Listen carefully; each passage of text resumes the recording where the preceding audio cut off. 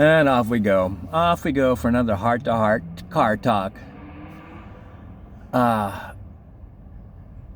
so, you know my neighbor that cussed at me for 2 solid years because I didn't want him parking on my lawn, of all things? Of all the things to fight about, like, you don't want me to park on your lawn? All right. Like, the previous neighbor let him park between our two houses. It's mostly my lawn, and I didn't think that was a good idea. And so this guy's obviously having health problems, and he collapses in his front yard. And this was right as I'm coming home. So I see him laying in the yard, and he's like kind of stretched out trying to grab his cane. But here's what it looks like. It almost looked like he was trying to line something up, like he's laying in his yard trying to line something up with another part of his house or something like that. And the cane, like what I could see of it, might have been like a tube or a hose or a pipe or something like that. And I got out of my car, and I'm really close to him too. And right as I get out of my car, his wife comes out. And I walk into the house, and as I get in the house, I'm like, that just seemed a little odd. So I look out the window, and she's trying to physically lift him up, and she's very old as well. I think she's older than he is. And so, what's the right thing to do? Your elderly neighbor has fallen down, and you should go out there and pick him up off the ground.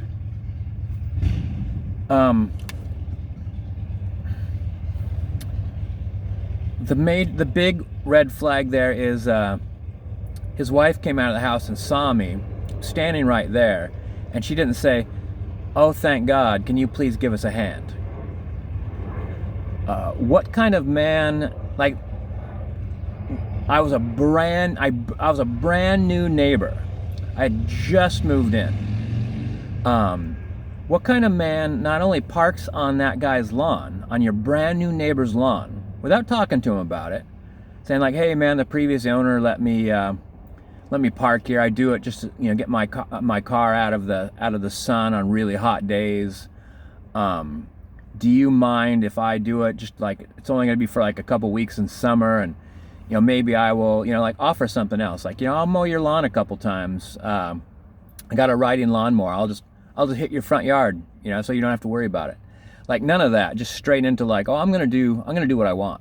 Because basically what he was trying to avoid is a no, because he was not going to accept a no. That's why I had to plant trees there, or bushes, to keep him from parking there.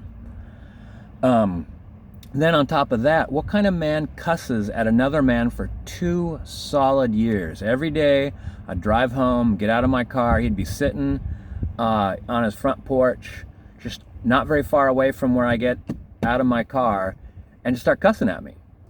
Kept it up for 2 solid years. I never said a thing either. Just like year after year, cussing at somebody that never responds to you. It's not mentally normal. It's just not normal. Like, even somebody with problems can't keep those problems up for 2 solid years.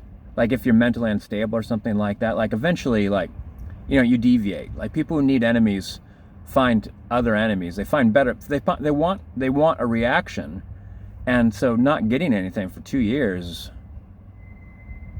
it's like, it's beyond obsessive.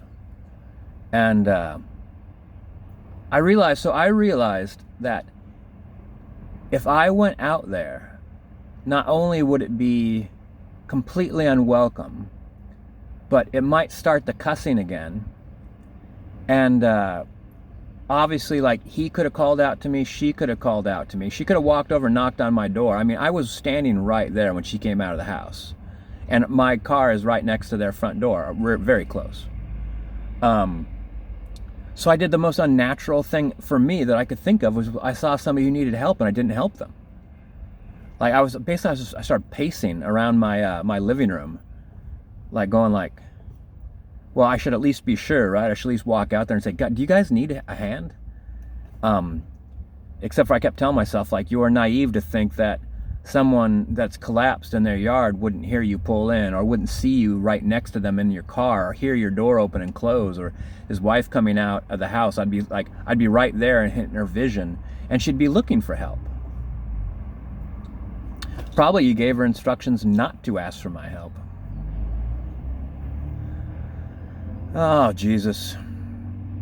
So then I come home last night, and there is a van, my other neighbor's van, the ones that were parking their trailers in front of my house year after year, until I finally put all those barricades. I finally put like 50-gallon drums of water out in the street, and some other stuff like tape and those folding road sign things. Like, I just was over it. They had a family, or a bunch of kids living in an RV, and at first they were in front of their own house, but then they moved across to the neighbors, and the neighbors were immediately on that. They immediately went out and put a sign saying, like, you cannot park your RV in front of my house. So my thought was, well, their next step is to park in front of my house. Like, I think the only reason they weren't parking in front of my house to begin with is because my neighbor uses my front yard, the front of my house, the street, as his parking. So he wants his front of his house, front of my house, and so that RV needs to be in front of another neighbor's house.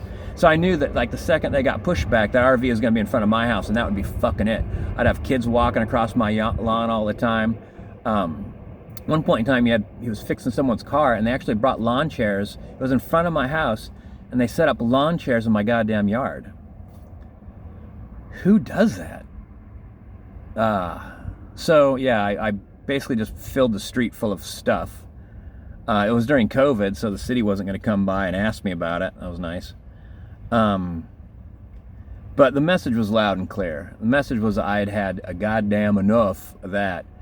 And so there's their van in front of my house. So I'm walking Aquila this morning, and the wife comes pulling up. She's like, "Sorry about the van in front of your house." And I'm like, "Okay." And I just look at her like I'm not going to provide her any kind of information or much reaction to things. And she's like, "Well, it's just I had to take my husband to the hospital for an operation." I'm like, "Oh no." And she's like, "And then I broke down on the freeway." And I went, "Oh no." And she's like, "Oh no, so scared." I'm like, "I bet."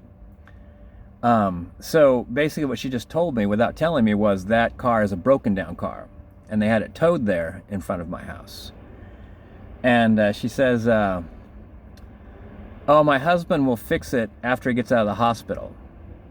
So he's in there getting an operation. Then he's going to come home for recovery. And all during this time, there'll be a broken down vehicle in front of my house. It's something else. And having been there for 5 years, I'm keenly aware of only identifying one other neighbor as kooky. So there's on my neighbor, there's 3 kooky neighbors, and I am sandwiched between 2 of the kooky neighbors. And the other kooky neighbor is at the end of the street, who is so kooky that I have never walked Aquila that direction since my first encounter with him. But I've seen him do things, and I've heard other neighbors talking about him, and I'm just like, I want to be off that guy's radar. I do not want to be on 3 kooky neighbors' radar. I don't know if luck balances out. Because like I got really lucky with that house. That house was I was able to buy that house for way below market value. The people that were moving out were getting it ready for not only their larger family, but then they were going to have a family member move in. And so they made all these improvements, including buying those big sheds in the backyard. Even as they were moving out, like there were still workmen coming, delivering windows and stuff like that. Brand new heating system and all these things. So it's almost like I got so lucky with that there needed to be there needs to be balance in all things. Like Luke Skywalker needs to like, or a Darth Vader needs to create a Luke Skywalker. Like, powerful good's gonna generate the balancing force. Ah, Jesus. Anywho, neighbors. Oh God, the other thing, I think that they put in the fence at the last minute, because it looks like there isn't cement. The posts don't go into cement. I think that they buried the post in dirt. And I think they probably did that because they were in a hurry and they suddenly realized we're not going to be living here, so this just needs to go up fast without a lot of goofing around. And also, some of the fence boards were just like kind of broke. Like, so I even wonder if the wood they used was outdoor wood.